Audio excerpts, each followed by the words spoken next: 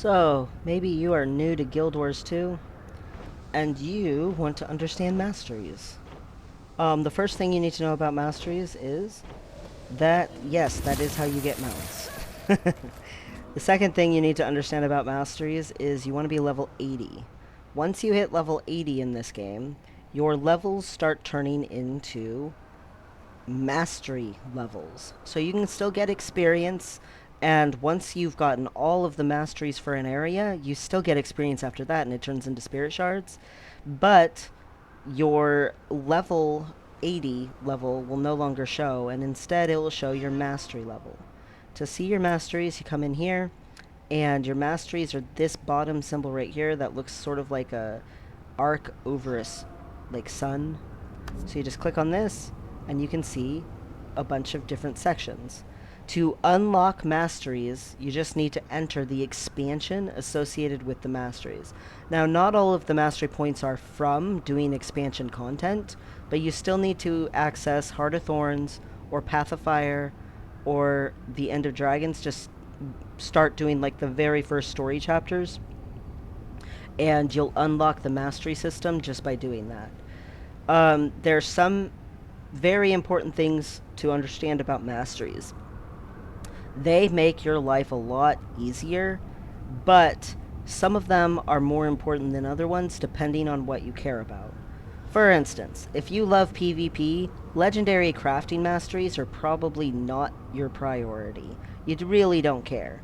But say maybe you love doing dungeons in other games, well, fractals in this game are something similar to dungeons, and we do have dungeons in this game. There's like 9 of them, but there's 100 fractal levels. So fractals might be more what's calling your name.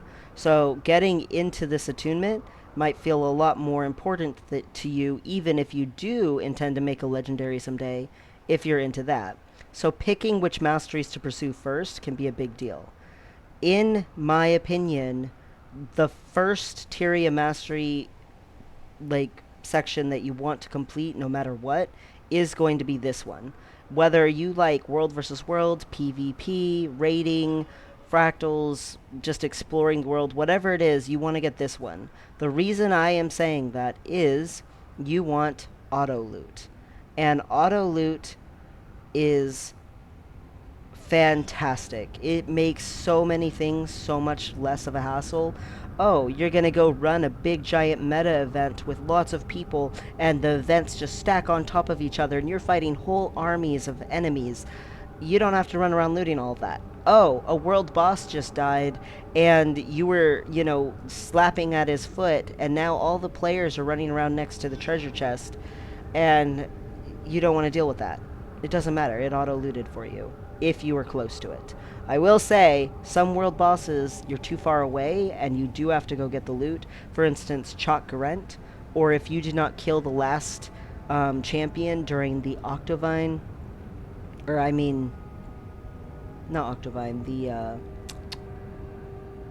the vine in the Silver Waste. I do not remember what it's called. But anyway, the last boss in the Silver Waste, if you weren't killing the last champion during that fight, you're going to have to run in and grab your treasure chest. There's other examples, but for the most part, the majority of the time, your chest will auto-loot from big world bosses and stuff. Auto-loot is just, it saves you a whole level of distraction while you're in combat. It saves you a whole level of concern about if you missed a precursor to a legendary, or if you missed like some awesome skin or something on a bad guy. You don't have to worry about if you missed a corpse. Like it just does it for you. And it's very important, in my personal opinion, to prioritize this right here, Pact Commander section first. And the auto loot is good anywhere in the game, except for World versus World, which you have to build up your own World versus World skills to the auto loot in World versus World. But everywhere else in the game, it just works. So, getting masteries involves getting your experience bar full for, say, the first section of this, and then once it's full, you use a mastery point to finish it, and start being able to put experience into the next level. The mastery points themselves you get from doing achievement collections or specialty achievements, maybe completing certain content, or just while you're out exploring maps. Some maps have like quote unquote hard to get to locations to get the mastery point from.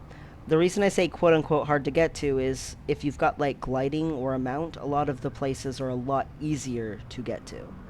So, with Central Tyria figured out, the next section is Heart of Thorns.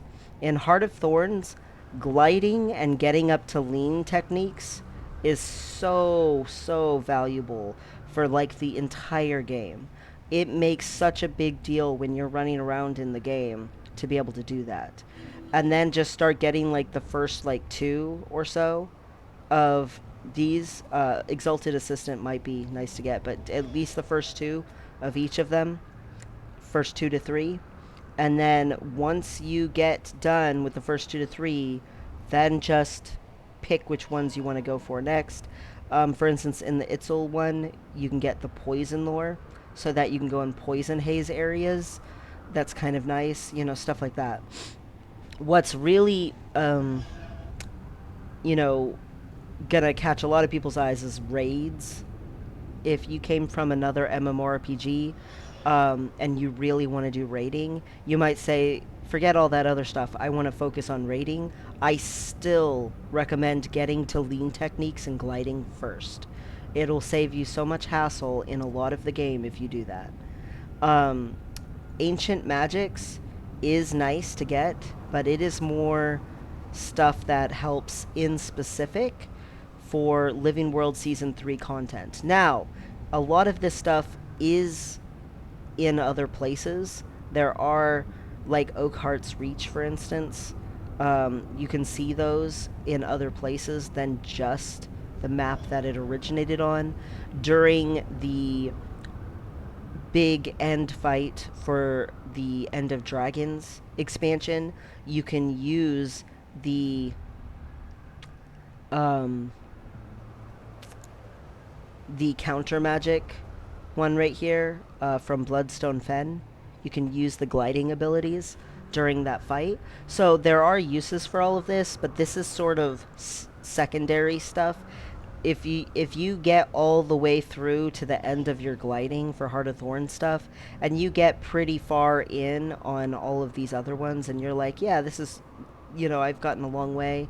I've gotten into my raiding stuff a little bit if you care about raids, then start getting into more of this stuff. But definitely I would say focus on the gliding first, because getting to advanced gliding is pretty nice too. Lean techniques, I feel like, is kind of like necessary, but advanced gliding is pretty nice. Um, if you finish up with, Heart of Thorn stuff, or say you don't care about Heart of Thorn stuff, you're like, gliding, that's stupid, I don't care. I don't know why you would think that, but maybe you do. You want to go to Pathfire because sparkly mounts. You really want your mounts. I don't blame you. Mounts are awesome. Now, I will say that some of these mastery lines you will not be able to access until you get to certain content. The same is true of Heart of Thorns. You want to get in the story a little bit to get to these unlocked. For the Path of Fire stuff, as you do the story, you'll unlock a mount, and when you unlock the mount, it'll also unlock the mastery for it. That only goes up to the Jackal mount. For the Roller Beetle, the Griffin, and the Sky Scale, those all three, you have to do achievement collections and really do a lot of extra legwork.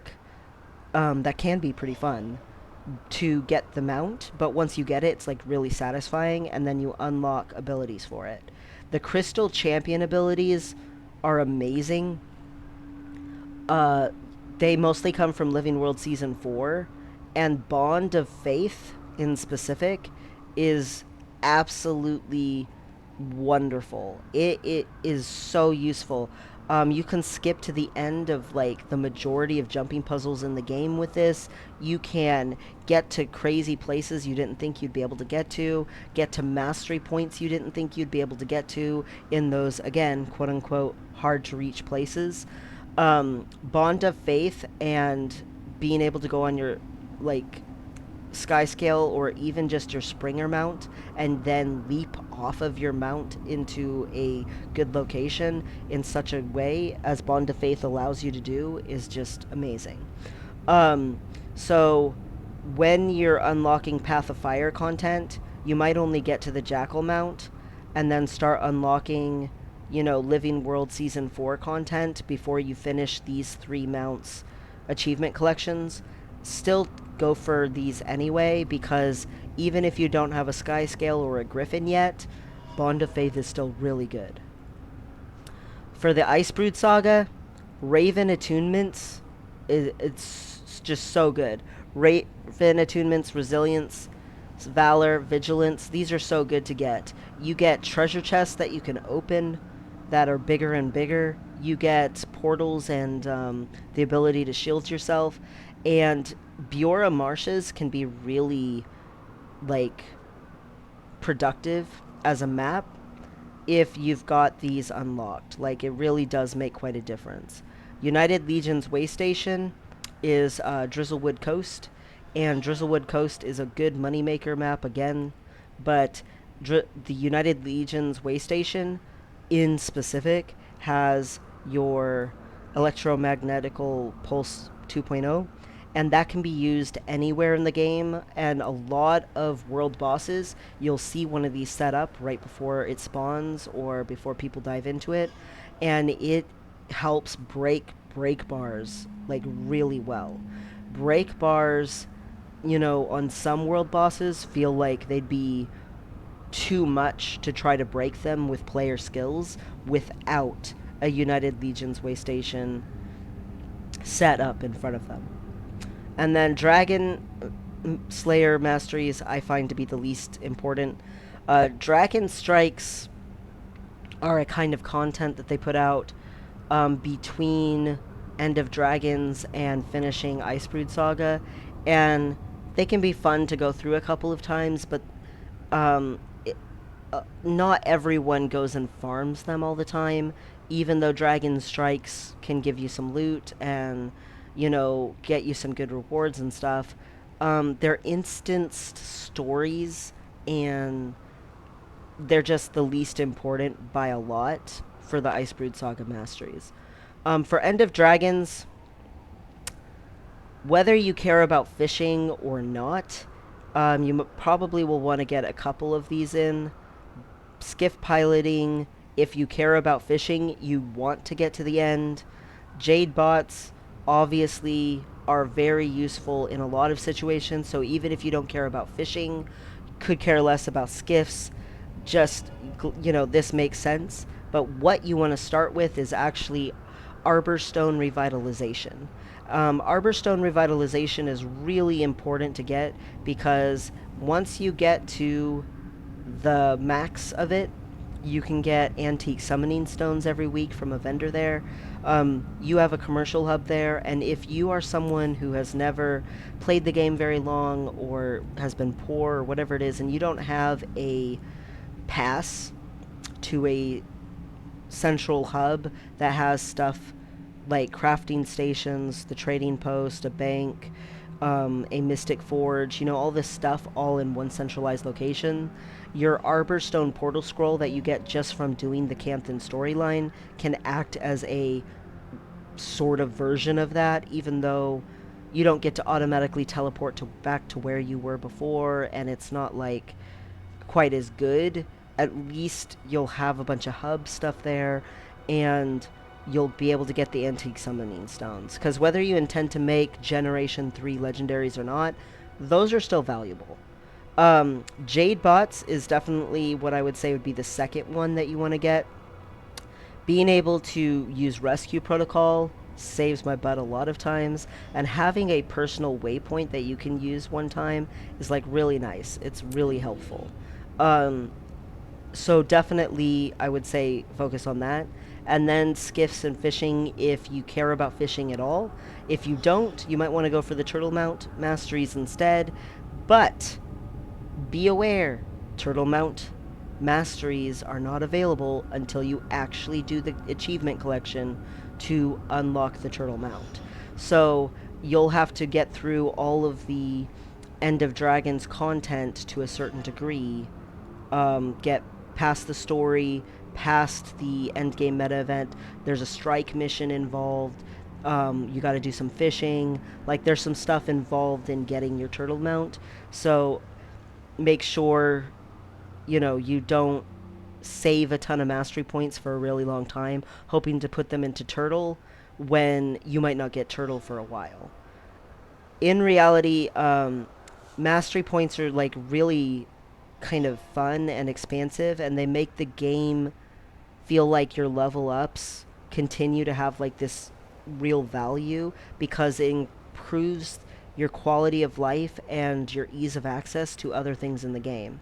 Being able to go to, Biora Marshes and unlock any kind of treasure chest, or, oh, a blizzard's here and I'm starting to freeze to death, but now I can just get a shield and here I am, I'm happy, is nice. But there's other masteries that are just so much more significant and game changing. Like being able to glide is such a game changing thing. And then being able to hop on my mount and being able to, go ahead and leap off of my mount. Like, some of these things are useful way more than, oh, I can open a treasure chest type, or, oh, I can put a shield on when it's cold. Like, some of these are extremely useful in multiple aspects of the game, even in like base game Tyria. I can still do gliding, I can still ride on my mount, I can still leap off of my mount. It's very, very game changing stuff. So don't think that once you get to level 80 your gameplay is done, because in actuality, getting to level 80 is just unlocking the ability to expand your gameplay into whole other realms of functionality and adventure and exploration. Um, the mastery system, honestly, to me, is one of the better end of game continuing to level systems in any game that I've played that has them. Like, you know, for instance, in Elder Scrolls Online, you've got an, oh, hey, I hit the quote unquote max level, now I can keep leveling up system, but it is so poorly done in comparison, in my opinion. And they've revamped it even, trying to make it better, and it's still just, it just does not remotely compare to how fun and functional these masteries are and how much more obtainable this feels. And like, you don't need thousands and thousands of points like you do in Elder Scrolls Online, or, in a lot of other games. And earning the points is done just by doing normal things, because the experience bar fills from doing anything. Like, your experience in this game is pretty decent for almost anything, because they want you to keep leveling. There is no reason to hinder it or make it harder to get experience. So you get experience from opening chests, from gathering, from anything. Now, the mastery points themselves, again, you got to do like achievement collections or achievements, or go do new content that you haven't done before, or exploring, you can see little mastery points that are in quote unquote hard to get to places, and you can go to those places and just channel with communing with a place of power, and it just gives you the mastery point. I always recommend going to as many of the hard to get to places as possible, because those masteries can be not that difficult to get compared to some of the achievement collection ones, but it basically infuses you with a big chunk of mastery points that are easier to put in, and then you can do the achievement based stuff to fill in the ends of the mastery lines. But mastery points are fun. They are, all over that you can get them. And again, they really, especially auto loot, um, really, really improve playing the game when the game already was fun to begin with. So I hope you have fun exploring Masteries once you hit level 80, because, you know, there's a lot, there's a lot to explore.